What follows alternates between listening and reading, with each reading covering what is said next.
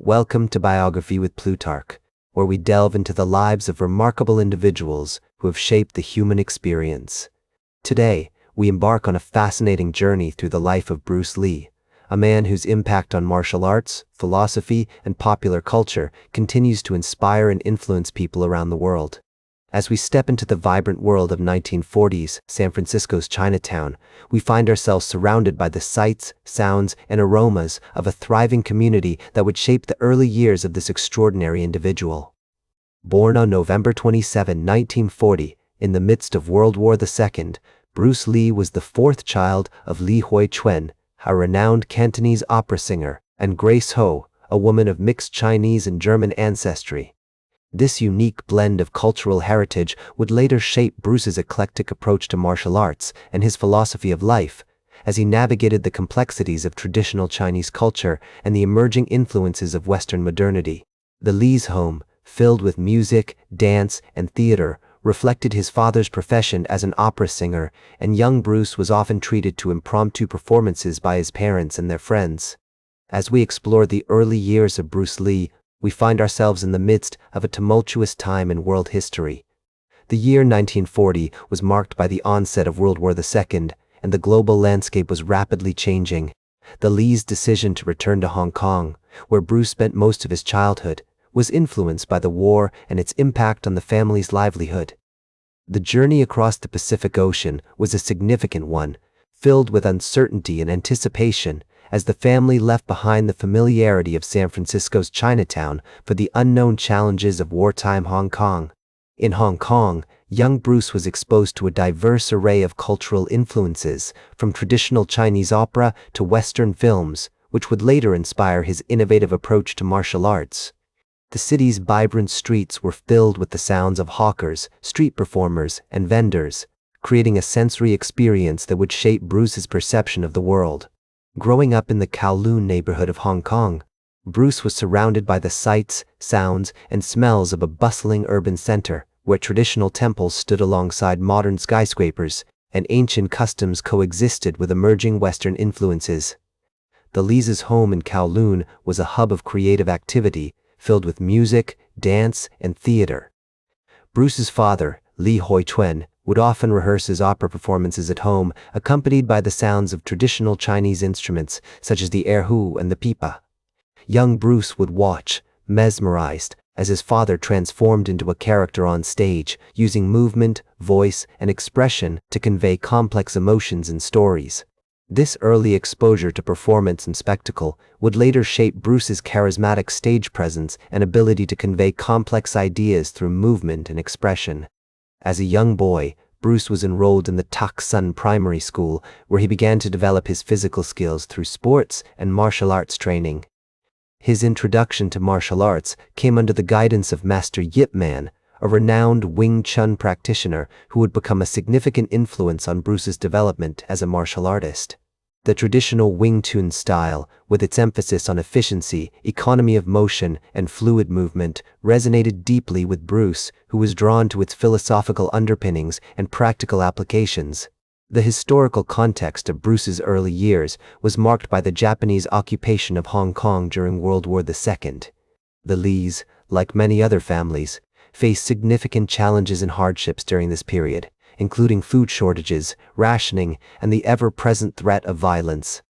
Despite these difficulties, Bruce's parents encouraged his curiosity and creativity, fostering an environment that allowed him to explore his passions and develop his talents. The family's resilience and resourcefulness in the face of adversity would later shape Bruce's own approach to overcoming obstacles and pursuing his goals. The seeds of his future success as a martial artist, philosopher, and cultural icon were sown in these early years as he absorbed the lessons of his family, his community, and the world around him. The unique blend of traditional Chinese culture, Western influences, and personal determination that characterized Bruce's childhood would ultimately give rise to a revolutionary approach to martial arts and a philosophy of life that continues to inspire people around the world. One particular performer, a skilled acrobat and martial artist, caught Bruce's attention, and he would often sneak away to watch him practice. This early exposure to the physicality and expressiveness of martial arts would later influence Bruce's development as a martial artist, as he sought to combine the traditional techniques of Wing Chun with his own unique perspective and creative expression. As Bruce Lee entered his teenage years, a spark within him ignited, fueling an unrelenting passion for martial arts that would forever change the trajectory of his life. Under the watchful eye of Master Yip Man, he began to train more formally in the ancient art of Wing Chun, its rigorous discipline and nuanced techniques resonating deeply with his energetic and curious nature. The dimly lit alleys of Hong Kong, where he often trained, became his proving ground, each session a testament to his dedication and burgeoning talent. It was during this formative period that Bruce's path crossed with Wangshun Luoyang, a skilled Wing Chun practitioner whose mastery of the art would inspire and challenge him. Their meeting in 1954, when Bruce was just 14 years old, marked the beginning of a lifelong friendship and training partnership that would elevate their understanding of martial arts to unprecedented heights. Together, they embarked on a journey of discovery, engaging in intense sparring sessions that pushed them both to new limits of speed, agility, and strategy. These training sessions were not merely physical exercises, but profound learning experiences. Each encounter was an exploration into the intricacies of combat, teaching Bruce and Wangshun Liang the importance of adaptability, timing, and fluid movement. Their camaraderie extended beyond the confines of their training grounds. They shared stories, ideas, and dreams, forging a bond that would last a lifetime. In 1959, Bruce's family made the decision to return to the United States, settling in Seattle, where he enrolled in Edison Technical School. Though he immersed himself in his studies, his heart remained in the world of martial arts. The streets of Hong Kong had instilled in him an unquenchable thirst for knowledge and mastery of his craft, leading him to begin teaching his unique brand of Wing Chun to fellow students and friends. This marked a pivotal moment in Bruce's journey as he discovered not only his talent for martial arts, but also his innate ability to communicate complex techniques and principles with clarity and passion. His classes were more than mere instruction. They were interactive seminars where ideas flowed freely, and the art of combat was dissected and understood from multiple perspectives. The year 1964 saw Bruce take a significant leap in his career as he opened his first martial arts school in Oakland, California. This venture allowed him to formalize his approach to martial arts training, drawing upon his Wing Chun roots while incorporating elements of boxing, fencing, and wrestling. The hybrid system that began to take shape emphasized individual expression, fluid movement, and the continuous pursuit of excellence. This innovative approach would eventually come to be known as Jeet Kune Do, a philosophy that transcended mere technique, advocating for an adaptive mindset in martial arts. Bruce's vision was not about creating a rigid system, but fostering a dynamic understanding of combat, where each practitioner could find their path and continuously evolve. One of the most notable examples of Bruce's early success as a martial arts instructor was his friendship with Taki Kimura, a Japanese-American student who would become one of his most trusted training partners. Their sparring sessions were legendary, with both pushing each other to unprecedented levels of speed and agility. These sessions were not just about physical improvement, but also about the psychological aspects of combat and competition. As Bruce once profoundly observed, a goal is not always meant to be reached, it often serves simply as something to aim at. This mindset encapsulated his approach to martial arts training, emphasizing the journey over the destination, continuous learning over static achievement. It was a philosophy that would guide him throughout his life and inspire countless others in their pursuit of martial arts excellence. In 1966, Bruce made the move to Los Angeles, where he began to make waves in the film industry. His starring role as Kato, the masked martial arts expert, in the television series The Green Hornet, was a breakout moment, showcasing his charisma and talent to a broad audience. Although the show's run was brief, it laid the groundwork for Bruce's future success in film. The film, produced in Hong Kong, was a testament to his impressive martial arts skills and undeniable screen presence.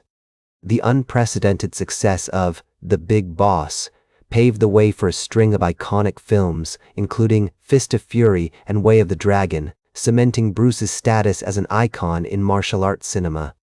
Throughout this period, Bruce continued to refine his approach to martial arts training, ever seeking new techniques and principles to integrate into his system.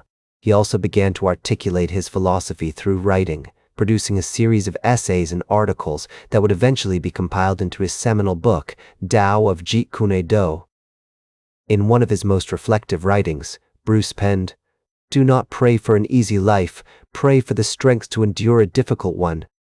This statement encapsulated his personal philosophy, emphasizing perseverance, self-discipline, and the relentless pursuit of improvement. It was a mindset that guided him through the challenges he faced in both his martial arts journey and his meteoric rise in the entertainment industry. As Bruce's star continued to ascend, so did the depth of his influence. His unique blend of physical prowess, philosophical insight, and charismatic presence made him an inspiration to millions worldwide. Through his films, writings, and teachings, Bruce Lee transcended the boundaries of martial arts, leaving behind a legacy that continues to inspire new generations of practitioners, actors, and philosophers alike. As Bruce Lee's fame soared to unprecedented heights, he continued to push the boundaries of martial arts and filmmaking, leaving an indelible mark on the world. His subsequent films, Enter the Dragon and Game of Death, showcased his unique blend of physicality and philosophy, cementing his status as a global icon. The charismatic actor's presence on screen was electrifying as he effortlessly glided between intricate fight choreography and profound philosophical musings. Despite his success, Bruce remained committed to his craft, constantly seeking new ways to improve and innovate, driven by an insatiable curiosity and passion for learning. In the sweltering summer of 1973, Bruce's life was tragically cut short when he died suddenly in Hong Kong at the age of 32. The circumstances surrounding his death were shrouded in mystery, with various theories emerging over the years, ranging from rumors of a cursed film to allegations of foul play.